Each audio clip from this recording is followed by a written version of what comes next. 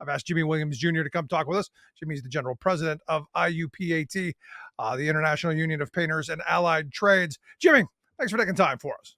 Yeah, great to be with you here today, Rick. So as we're wrapping up this push towards Tuesday, what do you seeing? Hey, I think we all know it's going to be super close, and I think we've seen that in the polling numbers and just in the way the ups and downs of this election seem to be.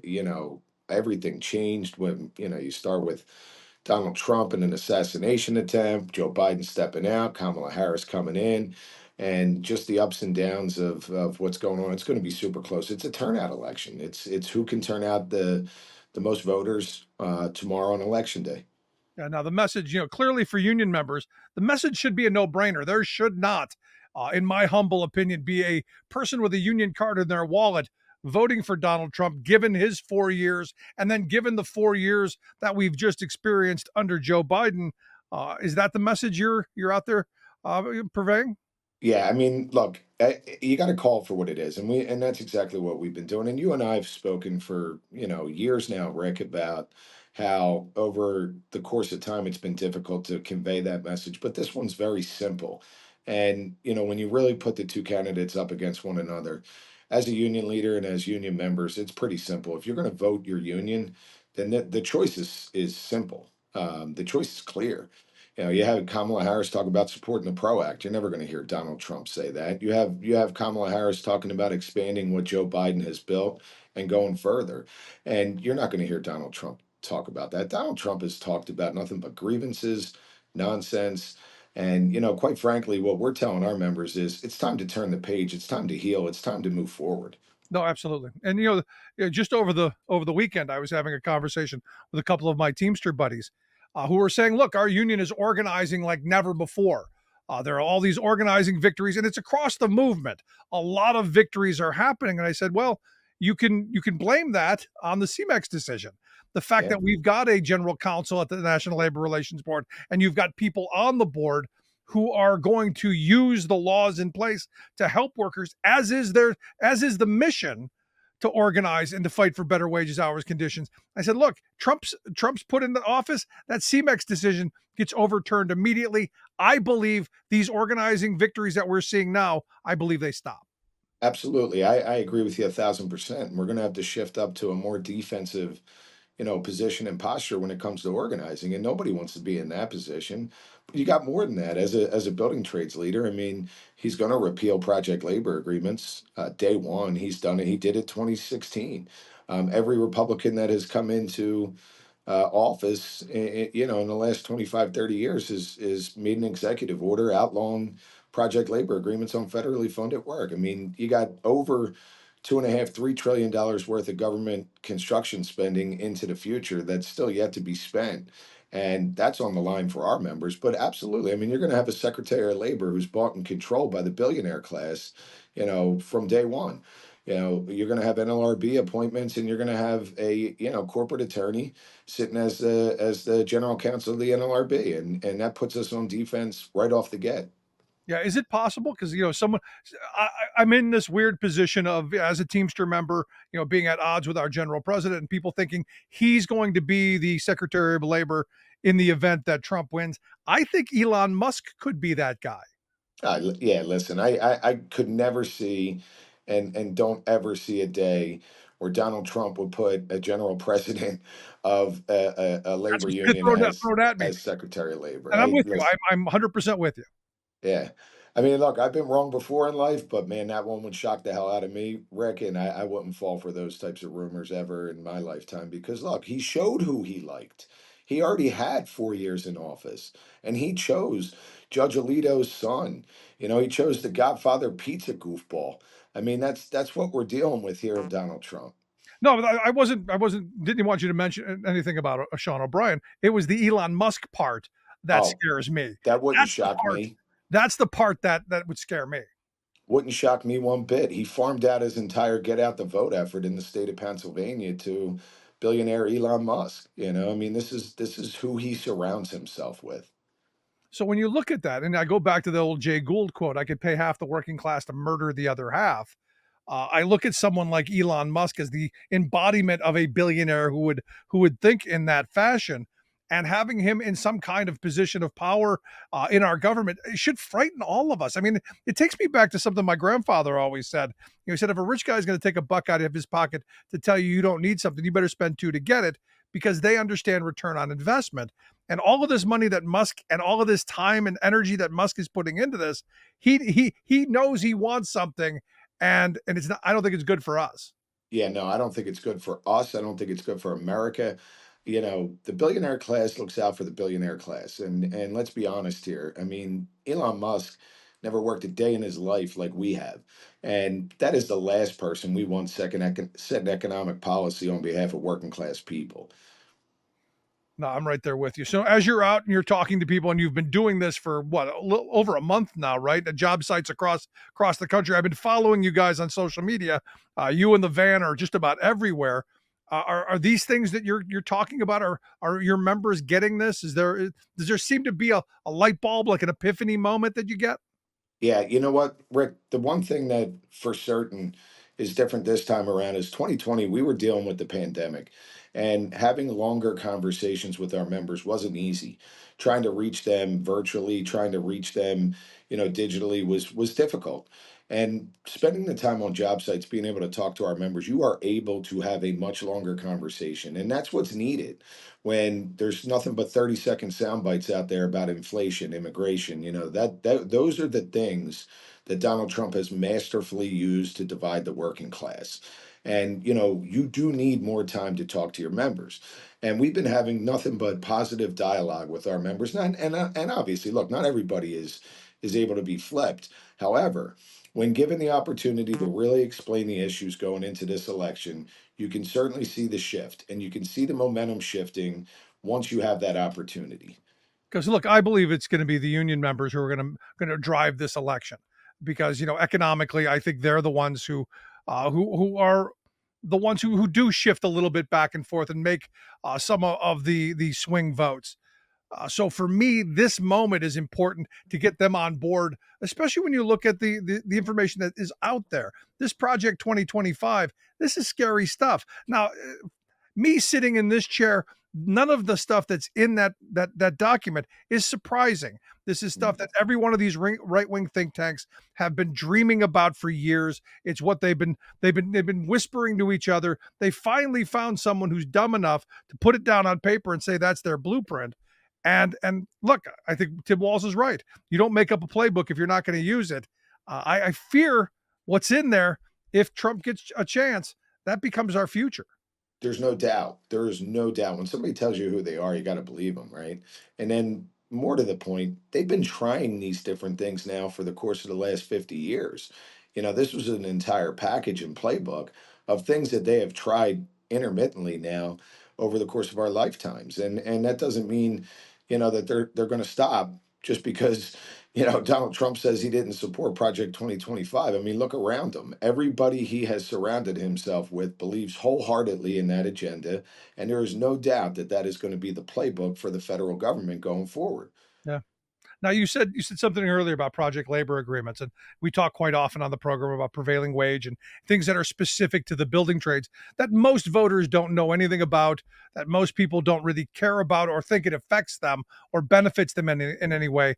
I argue that it does benefit them. Project labor agreements, I think, are a good way to spend tax dollars to ensure that the projects that we do are done in a more efficient way, with good wages for everyone.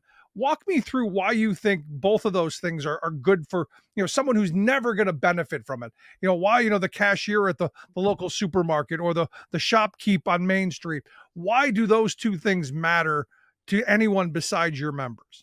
Well, it should matter to all because, I mean, look, first off, the statistics have shown that a federal government or a state and local government that invests in prevailing wages and project labor agreements, there is zero difference in whether or not the job is performed on time and under budget. So there you can start right off the bat. You're going to get the best, most highly qualified, skilled workforce in the world when it comes to construction. But put that aside, the economic comeback And what comes back to communities under project labor agreements and in jobs that are paying local area standard Davis Bacon rates, it's tenfold. When workers have more to spend at their local grocery store, when workers have more to spend at the local, economy, the restaurants, the retail stores, everybody does better. It's truly a high road economic model that, quite frankly, lifts up all communities, and that's what you should want as a taxpayer. Look, we all got to pay our taxes.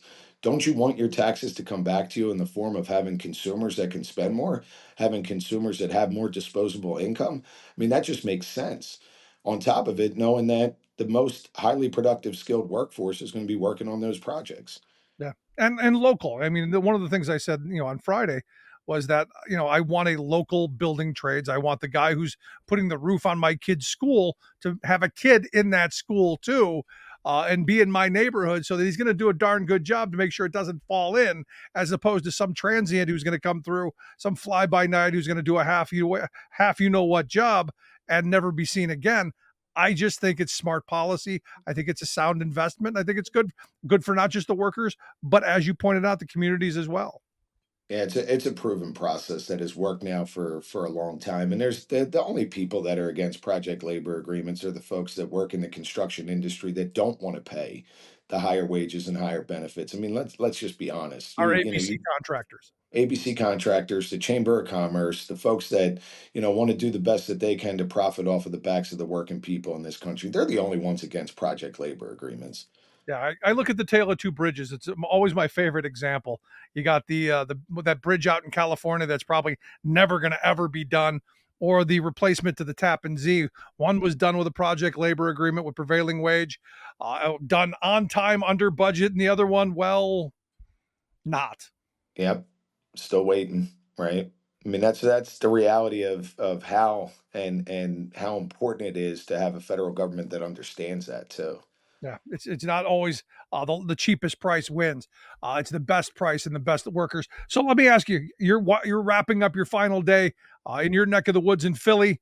As everyone knows, Pennsylvania is going to be the decider, I think, in this election, and Philadelphia is going to be a big part of this. What do you experience? I know on Sunday you were at a rally with Bob Casey. I know you've been doing a lot of stuff there. What's the atmosphere? I mean, look, like you said, everything is pointing to Pennsylvania being the deciding state in this election. There's no pathway for Vice President Harris to the presidency if she loses Pennsylvania. It's going to be very, very difficult, put it that way. And then, most people know that in the state of Pennsylvania, if you don't win Philadelphia and the surrounding counties by a huge majority, you're going to struggle winning statewide.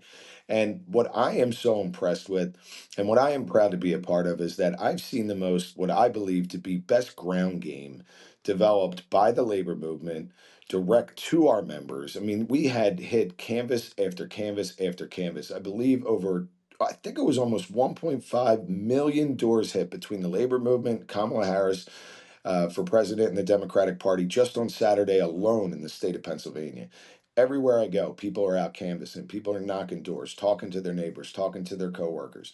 And I think that's going to be the difference to win this election that is going to be close, and I personally am going to stay through election day tomorrow, make sure I stay in Pennsylvania so that, I get to cast my ballot here in Bucks County, Pennsylvania for the next president of the United States, Kamala Harris. Well, it sounds like you got a plan. But let's make sure you get to it. But obviously, tomorrow the big push is going to be just getting people to the polls Yep. and making sure that they get to cast their ballots.